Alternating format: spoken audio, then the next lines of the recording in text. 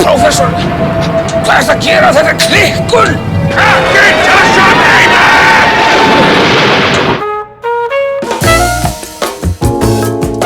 Gott kvöld og velkomin í Bergmál. Geta tölvur samið ljóð? Gestur okkar í kvöld, Kolbeinn Runólfsson, prófessor, vill halda því fram. Komdu sæll, Kolbeinn. Sæll.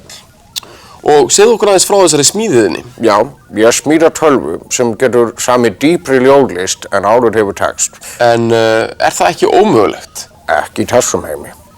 Og hér er gripurinn.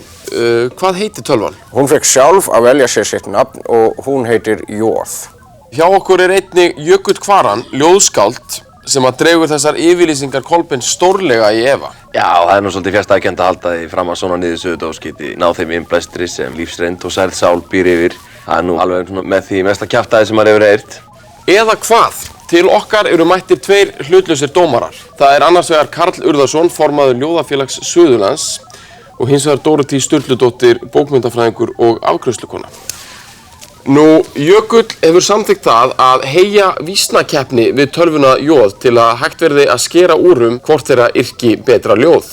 Jökull, Jóð, eru þið tilbúin? Auðvitað. Já, ég er jafn tilbúin og kálfur sem fagnar vorkomu. Þið er nú að semja ljóð að hámarki 100 orð, viðfangsefnið er ást og missir. Af stað. Og Kolbeinn, kannski þú útskýrir fyrir okkur á meðan tölvan er að vinna. Hvað fer fram svona inn í tölvunni? Já, Jóð er beintengd við 3600 orðasöfn og alfræðirit út allan heim. Úr þessu safnar hún saman reynslum og upplýsingum og raðar saman í orðasambönd og þetta býr til besta mögulega ljóðið. Bara núna, frá því ég byrjaði að tala, hefur Jóð samið 10.000 ljóð og núna velur hún það besta. Jökull. Já, þetta er að koma. Þetta fer nú þannig fram að ljóðunum verður ruglað og þau lesin upp í óræðri röð fyrir dómnefndina svo að þau vita ekki hver á hvaða ljóð.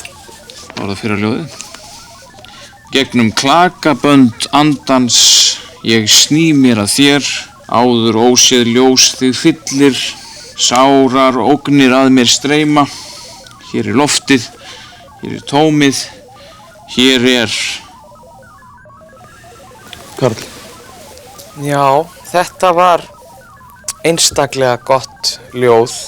Myndlíkingarnar afar sterkar en þó svona mátulega óljósar og já, maður fann fyrir eymdinni í þessu.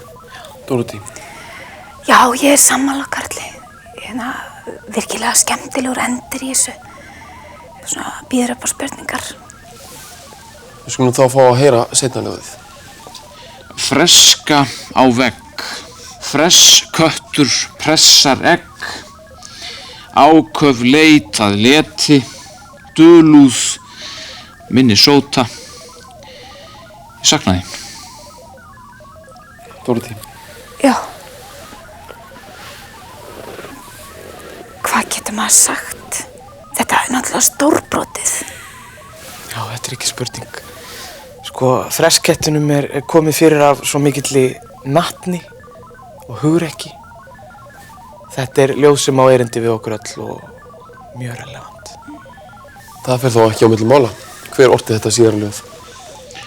Jóð. Halló, þetta getur ekki gerst. Þú ert bara tölva.